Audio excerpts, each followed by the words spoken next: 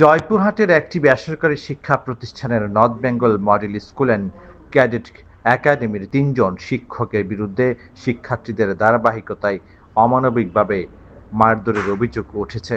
অভিযুক্ত শিক্ষকরা হলেন আশিকুর রহমান, এমদাদ হোসেন, আবুল বাশার এবং ওমর ফারুক ওরফে পিকে। অভিযোগ সূত্রে জানা যায়, দীর্ঘদিন ধরে শিক্ষার্থীদের ছোটখাটো ভুল ত্রুটি বা তুচ্ছ কারণে শারীরিক শাস্তি দিয়ে আসছিলেন অভিযুক্তরা। সর্বশেষ গত শুক্রবার রাতে গান শোনা ও টেলিভিশন দেখাকে কেন্দ্র করে ২২ জন শিক্ষার্থীকে লাঠি দিয়ে পেটান তারা। একাধিক শিক্ষার্থী ও অভিভাবক অভিযোগ করেন, এই ধরনের নির্যাতনে শিক্ষার্থীরা আতঙ্ক হয়ে পড়েছে এবং শিক্ষার পরিবেশ মারাত্মকভাবে ক্ষতিগ্রস্ত হচ্ছে। আমাদের সন্তানদের এমন মারধর সহ্য করা যায় না। জানার লাইনটা কি হবে, ওই সময় সাপ ঢুকছে, ঢোকার পর বই হাতে নিছে, কেমন আমার বিভাগের ছেলে পেলে আইতে কিন্তু ক্লাস কিন্তু তখনও পল্টন আসেনি, চিল্লাচিল্লি হচ্ছেই পায়। আমি এখন বলছি কিছু মানুষ একটু সুখ দিয়ে বলছি, কিছু মানুষ মরে যায় বসে, তারপরে বললাম ওই লাইনটা বলছি, বলার পর এখন ছাড়, এখন পিছাকে নামটাকে বলবো। যদি কোনো বাচ্চারা এখানে ভালোভাবে থাকতে পারতো তাহলে কোনো বাচ্চা এখান থেকে চলে যাইতে চাইতো না।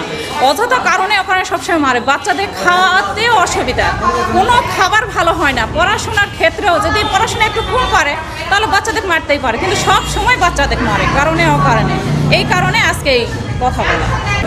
আমার বাচ্চাকে আশিক স্যার, এমদাদ স্যার সব সময় চোখে, আমার এর আগে একদিন মারছিল আমাকে ফোনে বলছে আমি এমদাদ স্যারকে আবার বলছি, ওই জন্য আমার বাচ্চা সব সময় লাগতেই থাকে, দোষ খুঁজে বের করতেই থাকে।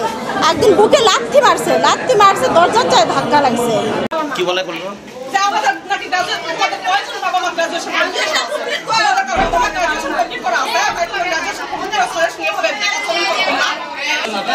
শিক্ষকরা আমাদের বন্ধু হওয়ার কথা, কিন্তু উল্টো তারা আতঙ্ক সৃষ্টি করছেন। অভিভাবক শিক্ষার্থীরা আরো জানান, আমরা সুষ্ঠু বিচার চাই।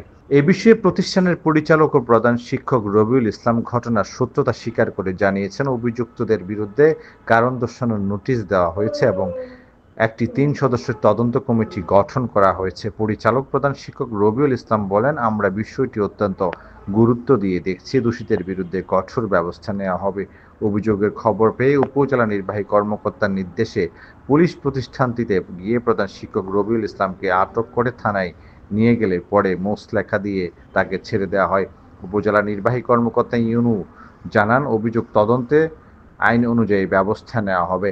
আজকে আমাদের অনাকাঙ্ক্ষিত যে ঘটনাটা ঘটেছে, শিক্ষক স্টুডেন্টকে মানে শাস্তি দিয়েছে, আর আমি জানা মাত্রই ওনাকে নোটিশ করছি এবং ওনাকে কারণ দর্শানোর নোটিশ করছি যে আসলে কী কারণে এই ঘটনা ঘটাইলেন, এবং আমাদের 3 সদস্য বিশিষ্ট একটি কমিটি গঠন করে আমি তদন্তের ভার দিয়েছি তাদেরকে। ওরা 3 দিনের মধ্যে তদন্ত করে রিপোর্ট দিলে সেই রিপোর্ট অনুযায়ী তার বিরুদ্ধে ব্যবস্থা নেওয়া হবে। জুয়েল শেখের পাঠানো তথ্য ভিডিও চিত্রে PIB ৭১ টিভি।